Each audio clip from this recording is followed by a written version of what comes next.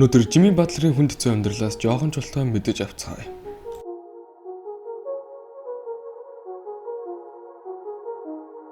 За тэгэхээр би найзгаан бизнес туслаад ер нь бол жоон сурчлаад өгье гэж бодсон. Тэгээд та нар сайт руу ороод ингээд дурын пүүсэн дээр дараад купон оруулах хэсэг дээр нь time loop ZZZ гэж оруулснаар 5% хөнгөлт авч чаднаа. Тэгээд ер нь одоогийн нэг 5% хөнгөлт гэдэг чинь маш их шүү дээ тий. Тэгээд би description хэсэг дээр оруулчихна тий. Санаа зовлтгоо. Жимми Батлер нь 1989 оны 9 сарын 14-нд Хьюстон, Texаст төржээ. Түүнийг багахт нь аав нь орхиж явсан юм. Багаас ээжтэйгээ хүнд хэцүү амьдрал нэг өдрийн хоолнч баталгаатай биш бусад төвтүүд шиг хангалуун байсангүй. Түүнийг 13 таа байхад нь ээж нь би чиний харагдах байдал дургүй чи яв гэж хэлснээр Жимми гэрээсээ хөөжээ. Гэрээсээ хөөцсөнөө дараа өдөр хоногийг найз нөхдөхийн гэрт нууцаар амьдарч өнгөрөөдөг байлаа.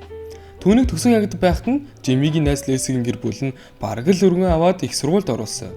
Скаутуудын хувьд Жимми дутуу үнэлж байсан ч тэрээр фрешман жилдээ 18 оноод унжилжээ. Тэгсэн ч хамгийн шилдэг нь биш байлаа. 2 дахь жилдээ маркет их сургуульд лидерийн өрөг гүйцэтгэж 15.7 оноод унжснаар NBA скаутуудын анхаарлыг татсан. Тэрээр талбайн гадна ч талбай дээр ч хичээл зүтгэлээрээ хүмүүст хүндлэгддэг байлаа. Тэрээр NBA-д нэгдүгээр төргийн 30-аар сонгогдож орсон сэтгэл гонсголон байсан ч түүний дөрвцөж буй халанд нүүрс мод хайсан мэт болсон юм. Рүүки жилдээ минутын хязгаарлалтад бараг л хамгийн ёроолог тоглогч байлаа. Гэхдээ тэр хизээж гомдлоогүй. Хичээсээр л байлаа. 3 дахь жилдээ гэхэд лигийн шилдэг 2 тал тоглогчдын нэг болсон юм. 2015 онд анхны All-Star сонгогдож Most Improved Player буюу хамгийн сайжирсан тоглогч боллоо. Жимми өөрөө найзууд гэр бүлтэй үнэхээр үнэнч. Түүнийг хэцүү цаг үеийг туулж явахад тусансан хүмүүс цаг хоорон минут бүр талархаж явдаг. 2019 онд Жимми Heat Culture-д нэгдлээ. Үнэхээр түн зогсож мөн лидерийн үргийг гүйцэтгэсэн юм. 2020 онд Underdog багийг LeBron болон Lakers-ийн эсрэг финалд гаргаж ирсэн NBA-ийн түүхэнд хамгийн шилдэг перформансуудын нэг болсон юм. 2023 онд ч финал руу гараад Denver-тэй алдсан гэж та нар мэдж байгаа шүү дээ.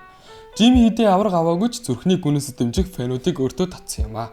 Нэрээ Жимми Big Face гэх кофений брэндтэй. Дээрэс нь өөрийнхөө төрсэн ээжтэйгээ сүүлд уулзаад ерөнхий бол харилцаа холбоо гайгүй болсон гэж хэлээ. За тэгээд Жимми бас country music дуртай гэсэн. Одоо тэр нөх хөдөөний нэг тиймнүүд дуунууд байдаг. Та нөх гитартай дуулдаг, бэргэл холоогоор гэл те. Тийм дуун дуртай гэсэн.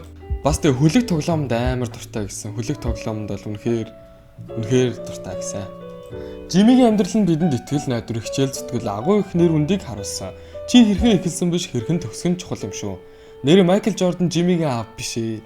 Өөрийн төрсэн аав нь 2 сарын 8-нд нас барсан гэлөө тэгж санагдаж байна. Тэгэд манайхаа Жимми шиг метар шүү хичээ зүтгээд амжилтанд хүрэхийг өрөөё.